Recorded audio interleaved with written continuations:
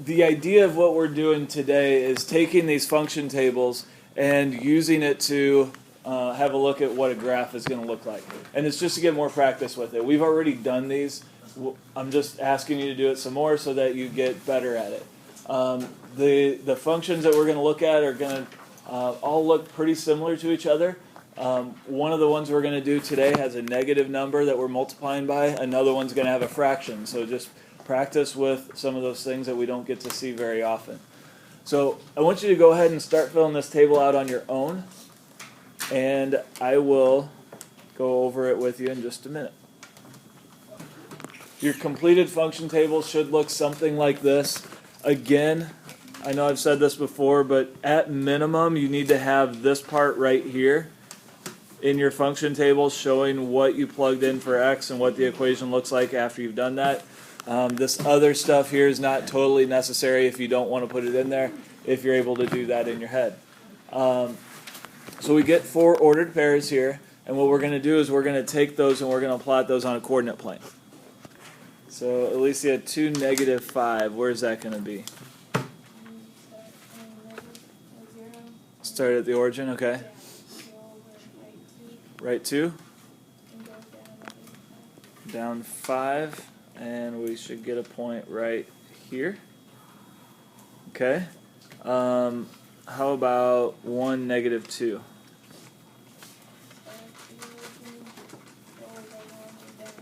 Okay, right 1, down 2, and we should get a point right there. All right, how about 0, 1? Okay, good. A lot of people mess this one up. So when we have a 0 in there, make sure that you're on the right axis, on the correct axis. So the 0 means that I'm not moving on the x-axis, and I'm going to go to 1 on the y-axis. So 1 on the y-axis, as Alicia said, is up 1, and we get a point right there. And then -1, 4, Alicia.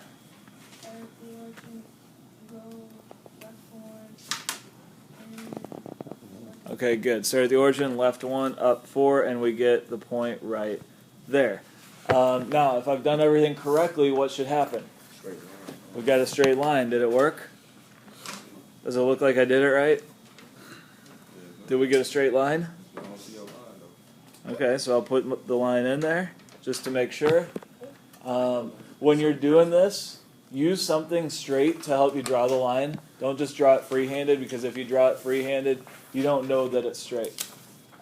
So use the edge of your folder, or the edge of your planner, or the edge of your calculator, or the edge of something, so that you make it nice and straight. What I've done so far in mine is I've put the numbers in for x. I haven't multiplied anything out or simplified anything yet. Let's go ahead and do that part together. So I need to do 1/2 times 4. And to do that, I'm going to put 4 over 1 here. And then what can I do? I have 2 choices. I can multiply, then reduce, or I could reduce and then multiply. So Brianne would like to reduce first, so if we do that, the 2 is going to turn into what, Brianne? Huh? We reduce by 2, right? Yeah. So what do we get when we divide by 2 here for the 2? Oh, 2. A 1, right? Oh, And then how about the 4? 2. That's going to become a 2, yeah. So when we multiply that one out, we're going to get 1 times 2 on top and 1 times 1 on the bottom, so that's just going to be 2. So we have 2 minus 3 there. For the next one, we get 2 over 1. What's going to happen with this 2 and this 2? They're going to cancel each other out. So we get 1 and 1, and what's 1 times 1?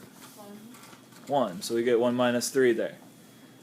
This one's easy. 1/2 times 0 is 0. So we get 0 minus 3. And then we get 1/2 times -2. Well, 1/2 times 2 is positive 1. So 1/2 times -2 would be -1. And then minus the 3. Go ahead and simplify each one of those to get your y's. Then get your ordered pairs, and then plot your points. So we've got our ordered pairs now. And what we're going to do is we're going to take those ordered pairs and we're going to plot them on this coordinate plane here. I need somebody that is good at plotting points to help me out here. The origin? Okay, so we'll start at the origin. And you go over 4. Which way? Right. Right 4 Yeah. And then down 1. and down 1. Okay, good. So we go right 4, down 1, and we're going to get this point right here. Okay, good. Then how about the next one? 2, -2. You're going to start at the origin and then go over 2. Which way? And down 2. Which way? Oh. Guys, if you say over, I don't know if you mean over to the right or over to the left. Over to the right. Okay, so we're going to go to the right 2 and then down 2, and we get this point right here.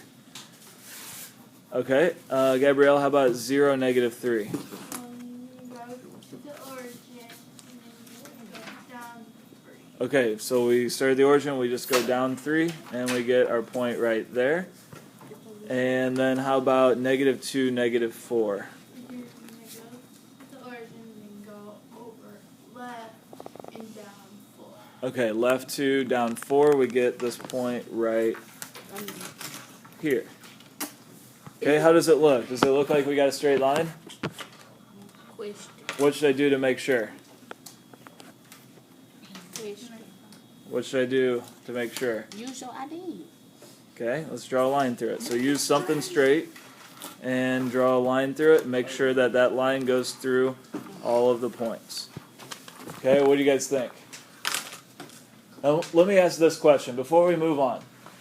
We had the equation y equals 1/2 x minus 3, and we put different numbers in for x, and we got y values to get this.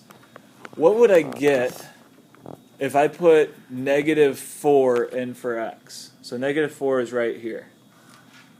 If I put -4 in for x, what would I get for y? Can anybody look at the picture here and tell me? Claire just pointed to this point right here. Why, Claire? I guess. Well, that's where x is -4, right?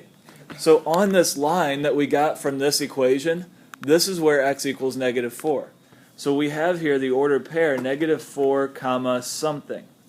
What is the something that goes in here? -5. -5.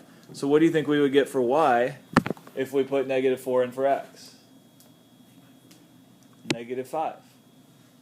So if we put -4 in for x into this equation here, we would get -5 for our answer.